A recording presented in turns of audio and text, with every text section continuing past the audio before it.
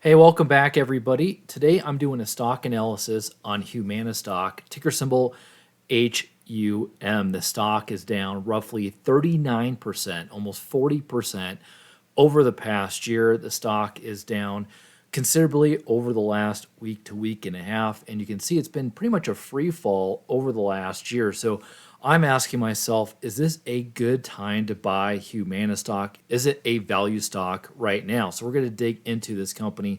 Today, we're going to talk about business overview. We're going to look at financials for the company over the last 10 years. We're going to look at valuation. What do I think the stock is worth today, and what would be a good buy price for the stock? And lastly, what would be the return on investment for the stock based on assumptions we make in this video here today? So let's go ahead and jump into the business overview right now. To take a deeper look into their business overview, we're going to take a look at their 10K for 2023 that just came out here in the last month. And this is a great opportunity reading the annual report to really discover what this business is all about. Humana's 10K specifically is over 150 pages. So if you're bored, you need to go to sleep, this is a great read just in general. So let's take a look. So their business overview starts on page 26 of their 10K, and they are headquartered in Louisville, Kentucky. This is a company that really is split into two different business segments. So they have their Humana Insurance Services business, and they have their Center Wealth Healthcare Services. So the Humana Insurance Services part of their business is well over 95%, closer to 97 to 98% of their total revenue. So, most of their revenue comes from their insurance side of their business. So this is a company that wants to serve and achieve the ability to make millions of people's lives really having their best health possible, delivering the care and service they need and when they need. They are one of the leaders in Medicare, Medicaid, families, individuals, military service, personnel, and communities at large. At the end of 2023, they had approximately 17 million members in their medical benefits, as well as approximately 5 million members in their specialty products. During 2023, 84% of their total premiums and service revenue were derived from contracts with the federal government, including 14% derived from their individual Medicare Advantage contracts in Florida with the Centers for Medicare and Medicaid Services, or CMS, under which they provided healthcare insurance coverage for approximately 850,000 members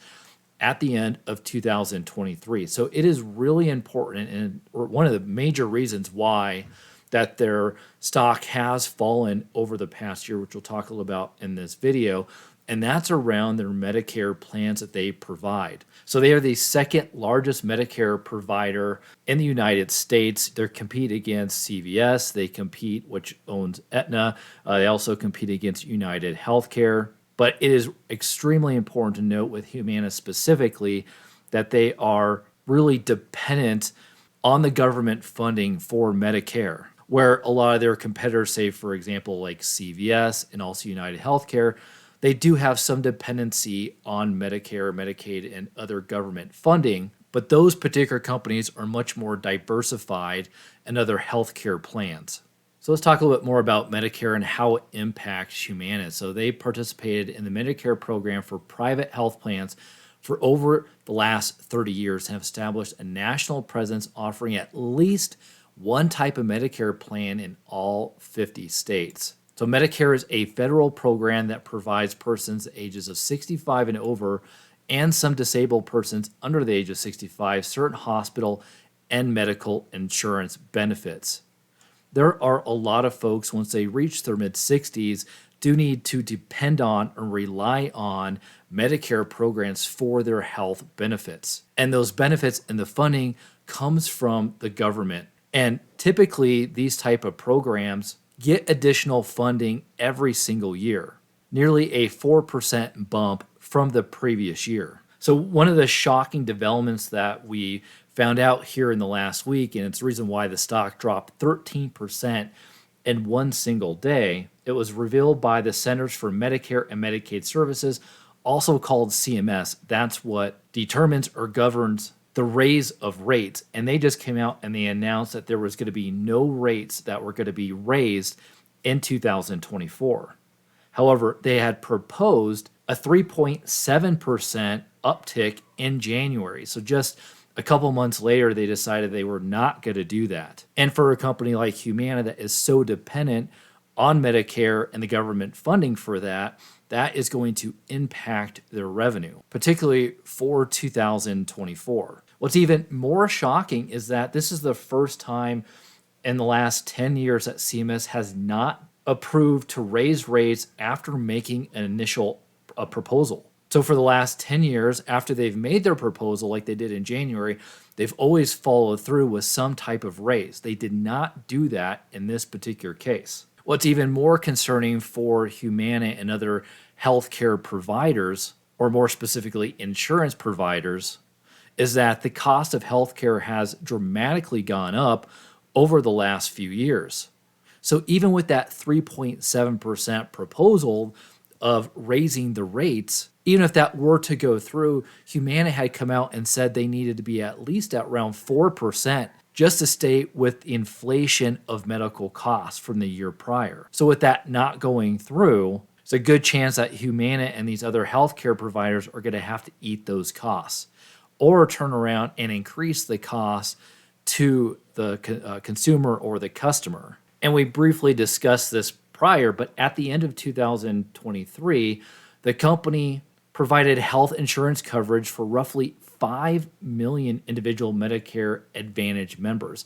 That is really important. So that Medicare Advantage program that they offer, and there's other health providers that do it as well, Humana is actually the number one in that space. And obviously there's concerns with that raise hike being declined, but something also to really consider after doing my research is that there's a huge influx of people going on Medicaid and Medicare here in the next year or two. So currently there's a little over 30 million Americans now that use Medicare Advantage plans, but it is being projected that roughly 70 million people by 2030 will need to go on Medicare or Medicaid. So the total number of people that need to go on Medicare is actually going to more than double over the next 6 years.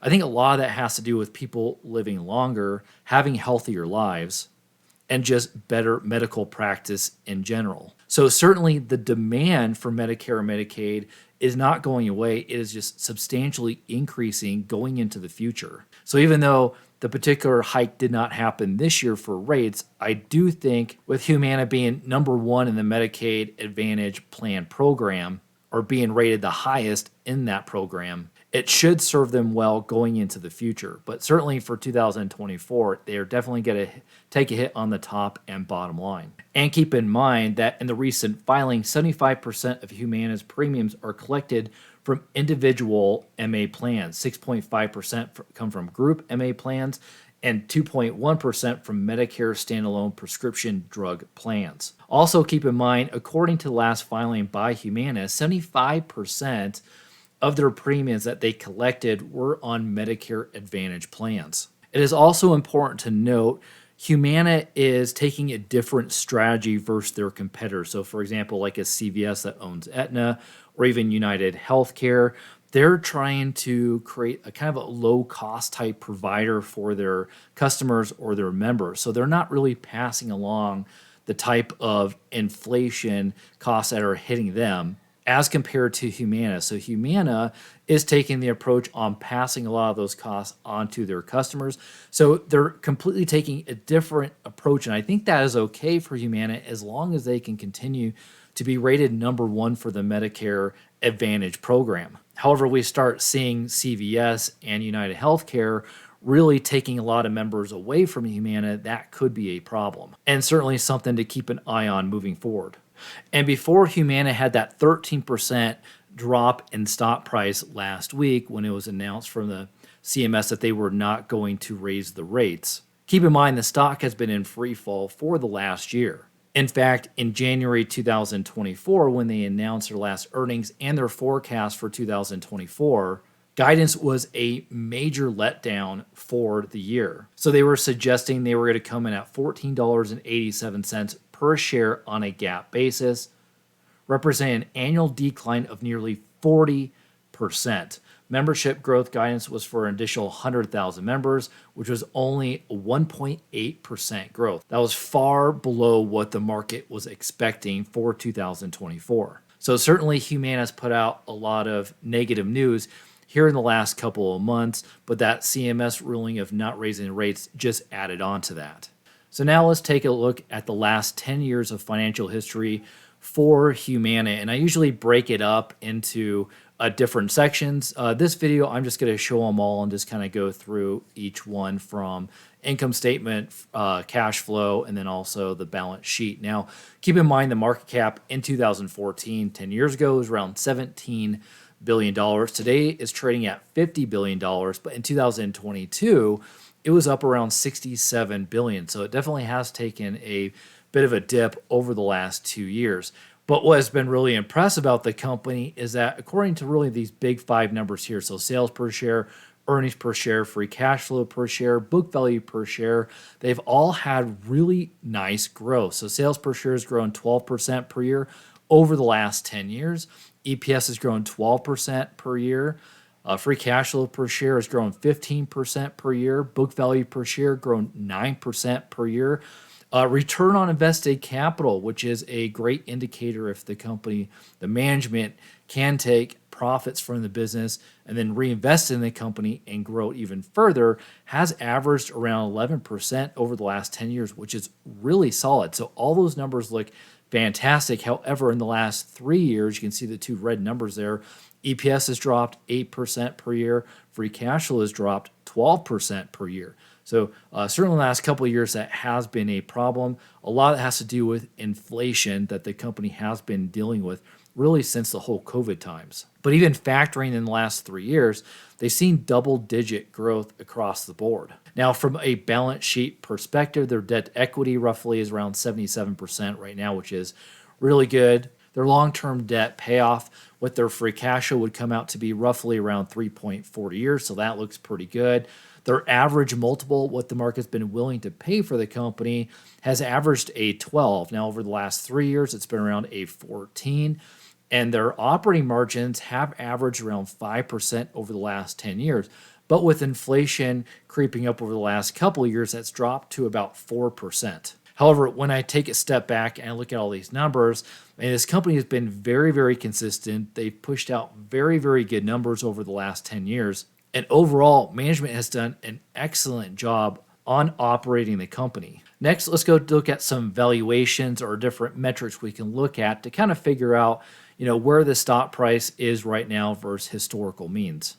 So one of the ways I can do that is through the book value per share kind of trend over the last 10 years. When I look at insurance companies, even banks, you have to keep in mind a lot of their assets are what really generates what they can earn or their future potential earnings just in general. So book value per share, just book value in general, can kind of give you a good idea on kind of where the company is right now versus historical means, whether they're trading at a good value or not. Now, this is not the end all or be all of anything, but it's kind of an interesting thing to compare and look at as far as a valuation for a company in general, and specifically for banks and insurance companies. So this chart here, which I pulled from Ticker Terminal, currently right now the book value per share is roughly 2.35.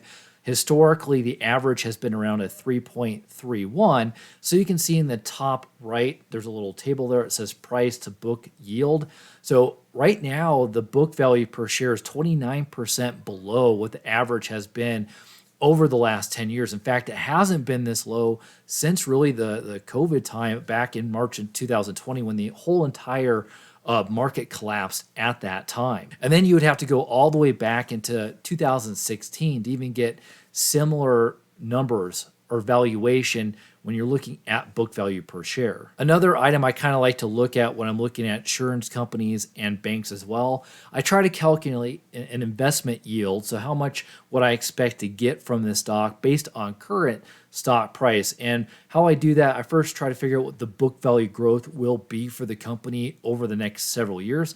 I'm coming with a 15.4% growth number, which is a little higher than we saw over the last 10 years, which is around 9 or 10%. But keep in mind, the stock has dropped almost 40% over the past year. If I factor in a multiple expansion of 7.1% and a dividend yield of 1.7%, I come with an expected return of roughly 24% per year for the stock based on today's stock price. But that's also assuming the company is able to leverage their assets and assuming they can get a return of assets between 6.5% and 7% going over the next several years. So certainly look at these two types of valuations.